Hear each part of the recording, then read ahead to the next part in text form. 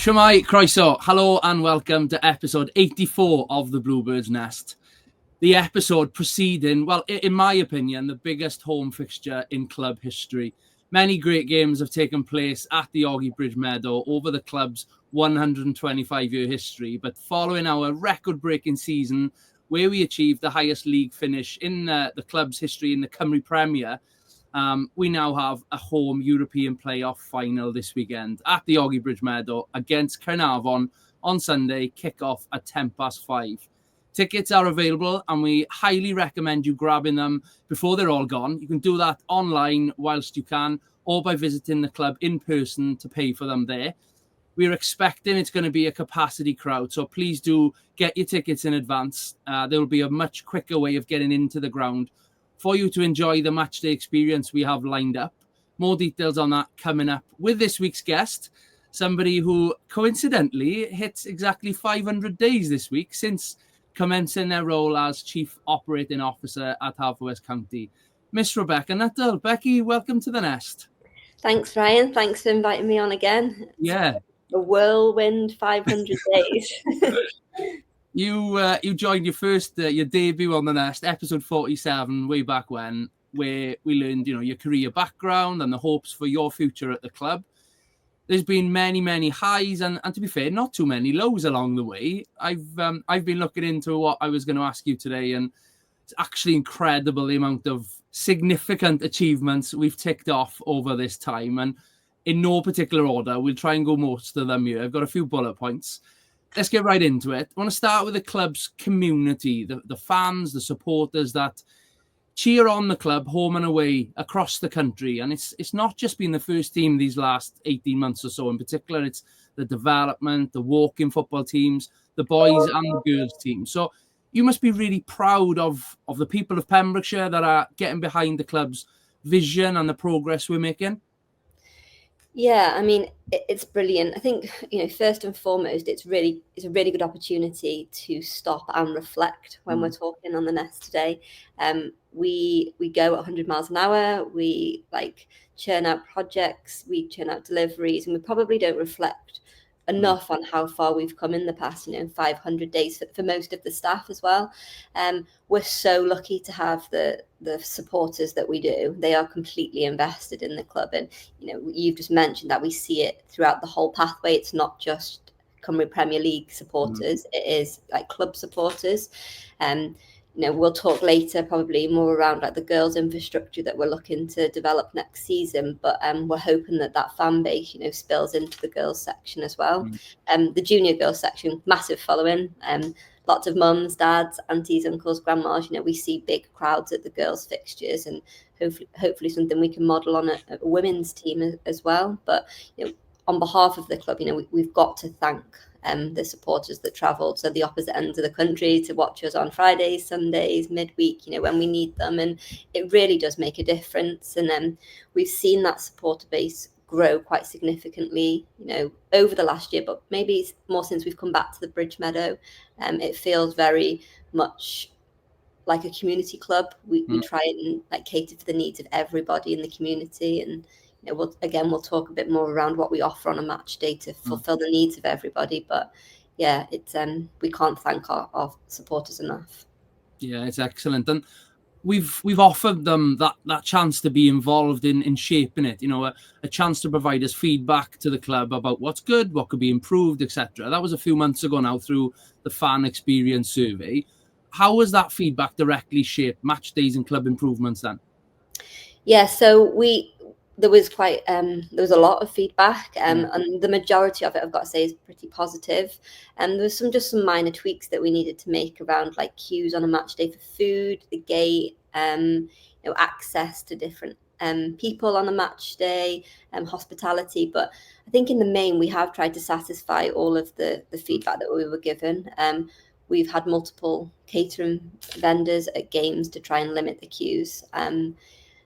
We've got new staff in the food hut, which is our main food provider at the club, and they've been amazing in supporting us with the direction that we want to take with the club. And their own ideas are complementing our ideas, and that's really good for us as well, because the collaborative working is really important for a club like ours. Definitely. They've come on leaps and bounds. They've got their own social media now and things like that. So they're attracting traffic. And, it's not just first team fixtures they're open for as well. So that's been good to see. You've got a great team around you, the wider off-field team. I'll try and remember everyone. Harry, Alaric, Dan, Tom, the staff who manage the ground, Kevin, Alan, the bar staff. I've surely missed somebody there, so apologies in advance on that one. But you're leading a squad of staff that are making these ideas come alive, I guess. Yeah, you missed yourself off that list, right? But I couldn't be happier with the team of staff that I've got around me. We've had a huge turnover in the last 500 days of staff, and everyone fits the mold. Maybe mold's the wrong word to use here. Everyone wants collaborative success for the club, and that's really important that we understand what our strategy is and how we're going to deliver it collaboratively. Harry's come in through FAW funding from a community arm. Alaric was with me in my last club, and I was really keen to bring him with me. Alaric's very switched on, and he's still starting out in his career and deciding where that might take him, but that offers us lots of opportunities as well. Dan approached me when I first got here around being involved in the academy, and we didn't really know what that looked like at that point, but we've had time to shape it. And I can't speak highly enough of what Dan's done in the last few weeks. We've audited this week from an academy perspective, and from my understanding, it was very successful, leaps and bounds ahead of where we were last year from a professionalism sense. And the academy is something that we're going to continue to grow over the next few years alongside the girls program as well. Tom's brilliant, the bar staff, everybody goes over and above what their sort of job description asks of them, because when you can see something growing and going in the right direction, you do want to be part of that. And I can lean on anyone at any time to help me, and that's really important for me as well, because you need to have relationships where you can there's trust there as well. Like we all need time off work, we all need to leave work knowing that there's an army of support behind you, and that it's brilliant. We had no idea what applications we were going to get for the community role when we put it out, and I feel like I'm the luckiest person to have got Harry apply for that, and what he's offered us from the community angle, his experience at Swansea Foundation, and coaching in the academy as well, because he provides us with another a licensed coach that creates that platform for children of Pembrokeshire to get delivered within. Definitely. Lots to pick up on there. You mentioned the audit. Look forward to hearing the outcomes of everything that the FAW have been looking at with the club in the near future. But you meant Harry and Alaric. I chatted to them a few weeks ago. Those two, I don't know whether they even knew each other beforehand, but they've struck up such a great working relationship, as has Dan coming in, etc. But those two in particular gave us quite a few updates on everything that they're doing. One in particular I want to pick your brains on. They teased that we'd started the process of a charity arm to the club. Is there any update to that one? Yeah, so the application has been submitted, and we're just waiting for feedback. Myself and the other trustees who will oversee the charity had training on Monday, so it was really interesting. The lady that delivered it, Vanessa from PAVS, brilliant. Like, I can't compliment her enough for her delivery. There's some quite standardized processes, conversations that we have to have that can be scary, but she managed to navigate the delivery of it really well. So there was an element of person within it. Okay. Yeah, so Harry's done an awesome job at pulling together the application, because it was extensive, lengthy. There was a lot of data capturing, information supplying. So yeah, really excited to see the feedback and sort of get the ball rolling with that. Definitely another case of watch this space with that one. The other things, and I say the other thing, there's so many things the off-field team are doing and are really having the impact that was hoped for. You and I discussed it on over a year ago now. Things like appointing fan representatives to Impact 2, everything you've already mentioned. I think the WhatsApp channel and things like that are quite innovative and new ideas that are having an impact.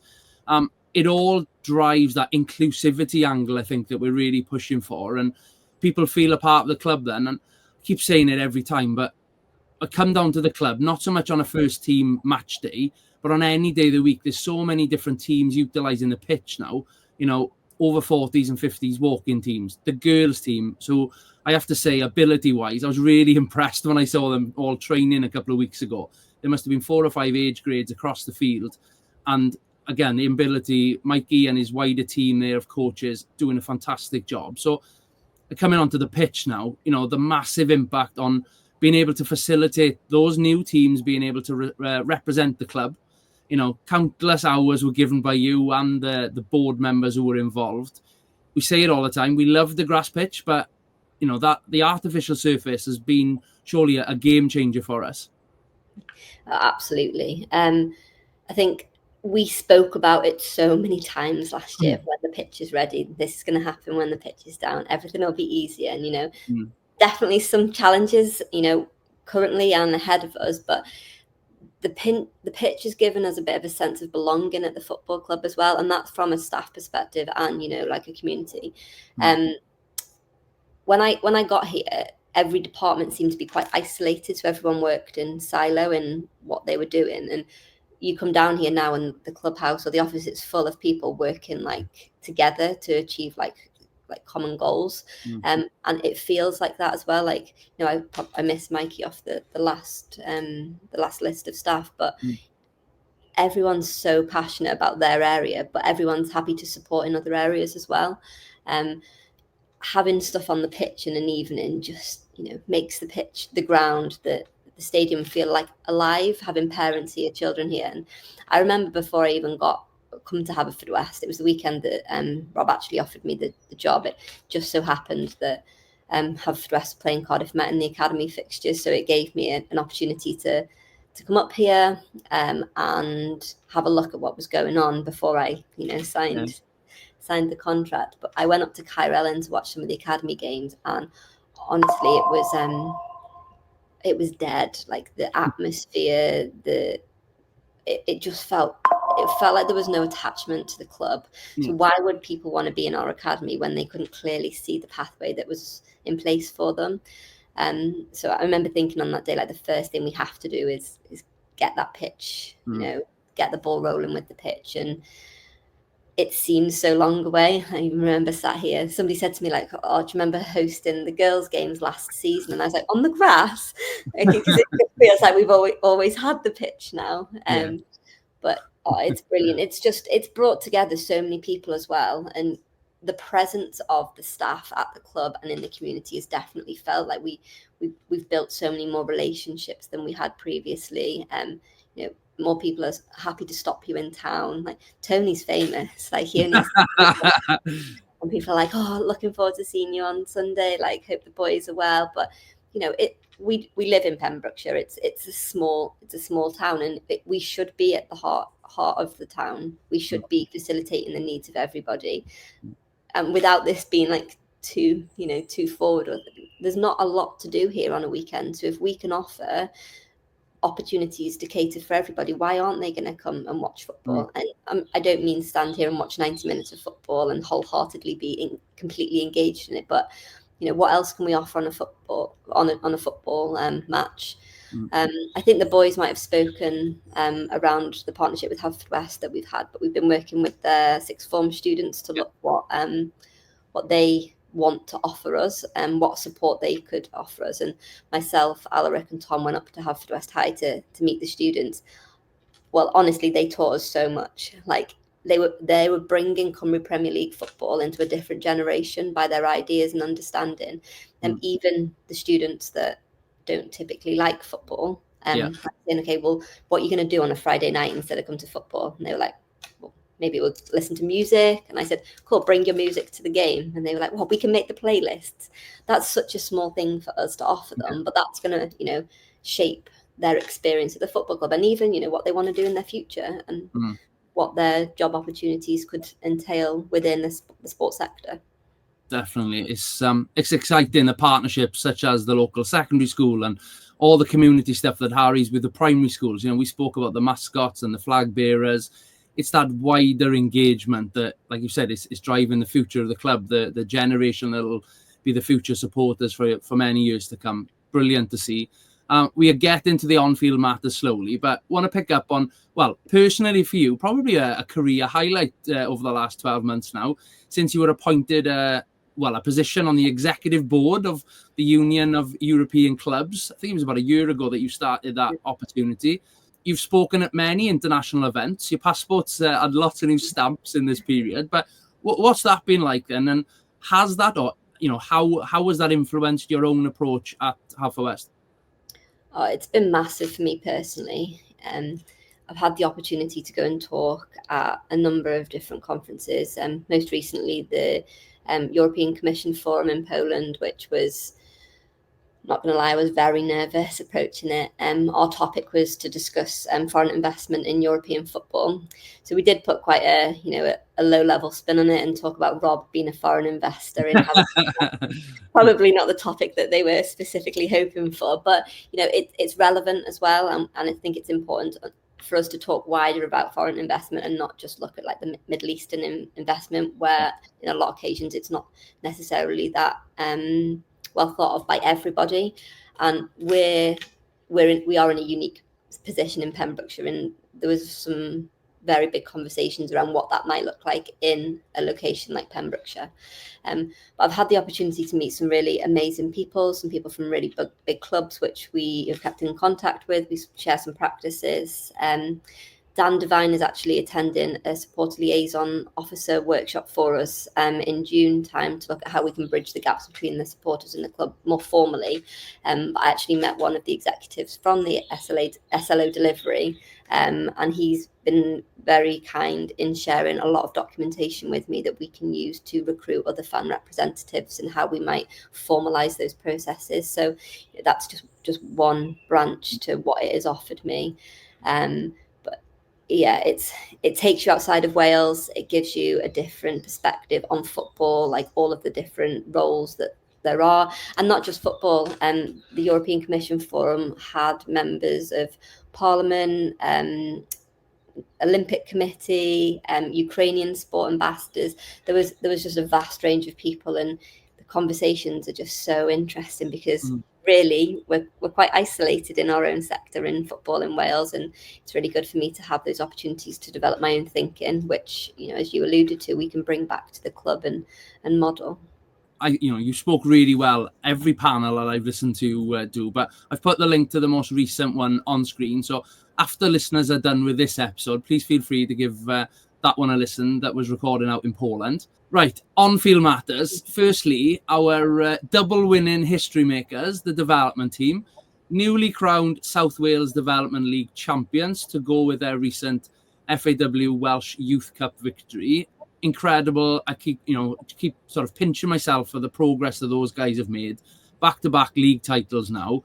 Kerry and the wider team there have done a tremendous job. What impact will that have on the younger players within the club then? Almost, there's a real pathway, I'm assuming, throughout the academy?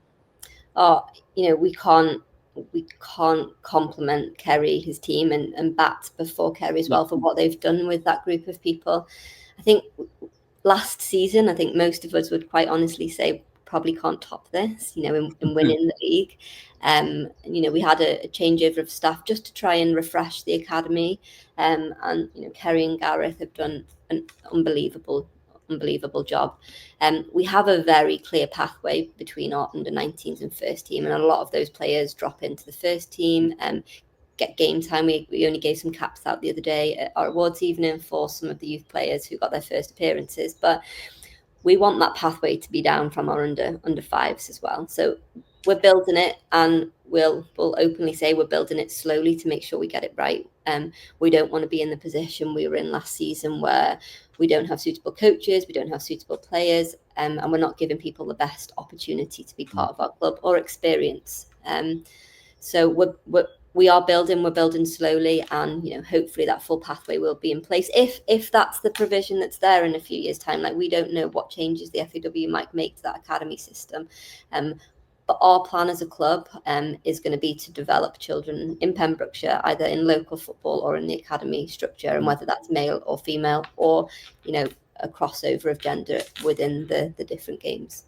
I think it was 15 players from Pembrokeshire who've represented the first team this year, which in my history with the club, I don't think that's ever been higher, and that's a tremendous sort of accolade that the academy coaches, the development coaches, and obviously Tony and Waggy for trusting those guys to come in. There's been a number of debutants, as you said, which bodes well for the future.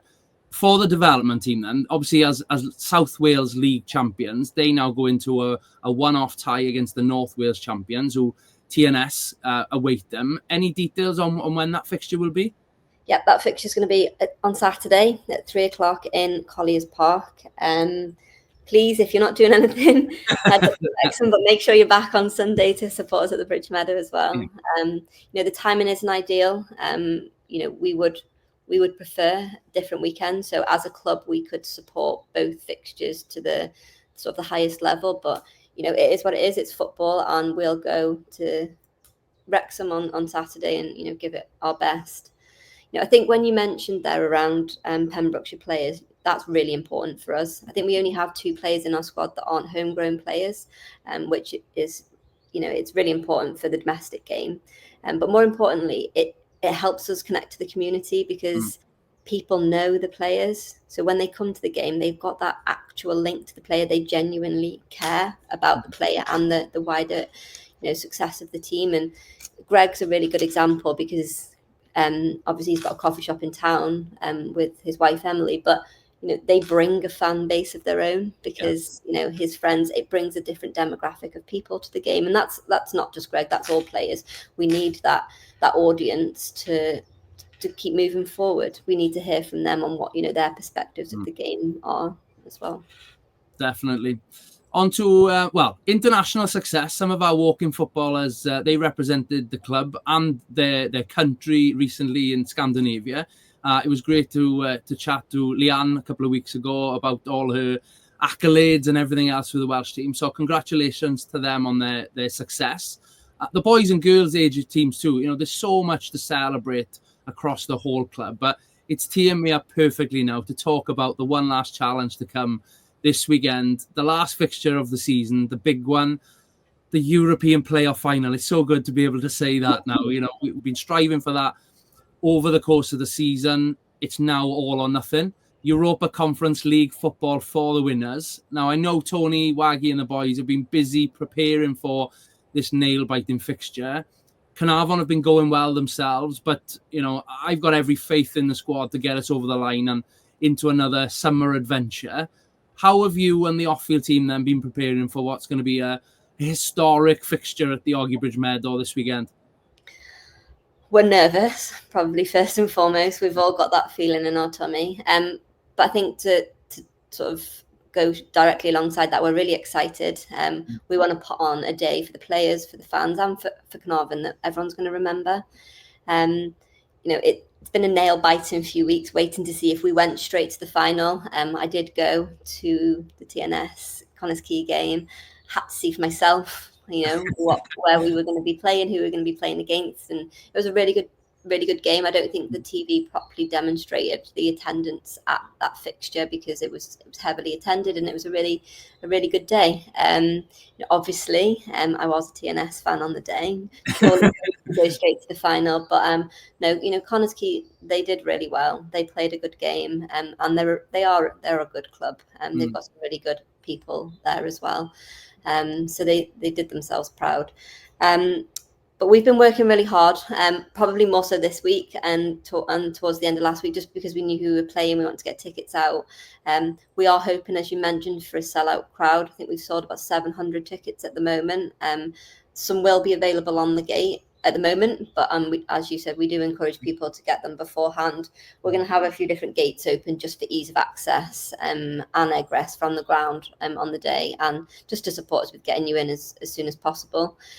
We are looking to open the ground from around 2:00, and there's going to be some sort of events being published on social media today around maybe some free drinks and things if you get into the ground earlier. We've got some food vendors coming. We have Get Loaded, who were with us on New Year's Day, and I actually didn't get any of the food myself, but went down really, really well. And, you know, we had a lot of compliments about them. Give the Boys a Lift will be here serving us coffee. Emily, who's normally in the truck, Greg's wife, it's actually her birthday. So she won't be serving. We've got Ryan in the truck. But if we do go on to win, we're going to have a big party for Emily after the game. And we're going to have a dessert vendor here. Yeah, we're just waiting to confirm exactly who that is going to be. We can't take too many more food vendors or activities, because if we are at capacity, then we're reducing the capacity by having other people in here as well. But the ground staff have done an amazing job, I must add here, and Tony, in working at, you know, making the ground look up to spec. We've had quite a lot of compliments, really, because the pitch really does make the ground look professional, smart, tidy. We've done a lot of work in professionalising the rest of the building as well, and replacing seats, getting rid of stands that probably didn't serve a purpose to us anymore. We've got some big plans for the ground over the next 2 years, so we need to make sure it's up in tip-top condition, you know, on a day-to-day as well. So it's exciting, and when the sun's on it, there's no better place to be. Yeah. Definitely. And then the forecast is looking good for the weekend. So hopefully it'll be a sunny Sunday evening. And just this week, it's been encouraged for supporters to wear blue. Absolutely. So we really want to get our Haverfordwest supporters in blue, just so that they're visible for the players. You know, the players, we say it's going to be nice weather. It'll be lovely for us watching. It's going to be a very sweaty affair for the players. But yeah, we want them to feel that they've got the support behind them, that it means so much to not just like myself, Rob, Tony, Waggy, like the board, yourself, but it means something to the community as well, because they'll be part of that journey moving forward if we were successful in qualifying. We know that it's going to be a competitive game. Like similarly, Carnarvon are probably feeling nervous, excited as well, because they're a really good club. Both on and off the pitch as well, and they're taking some huge strides forward in getting a new pitch, or the pitch leveled, I think, next year. I think, if I'm right, I heard on the weekend that we will be playing in Llandudno against Carnarvon next year, which will be interesting. A 3G surface, so it's different to what Carnarvon are used to playing on, but you know, we need our grounds in our league upgrading to meet better criteria. So, you know, we're all for any developments of ourselves and other clubs. Definitely. I've got goosebumps thinking about the weekend. Everything is lined up for it to be a great day. Beck, thanks so much for coming on again. Your passion and your insight, and showing how much the huge strides the club has taken under your leadership. So congratulations for all of that. You know, community initiatives, academy success, and now a shot at European football once again. I'd say try and get some sleep before Sunday. I think anticipation is going to reach a climax on Sunday.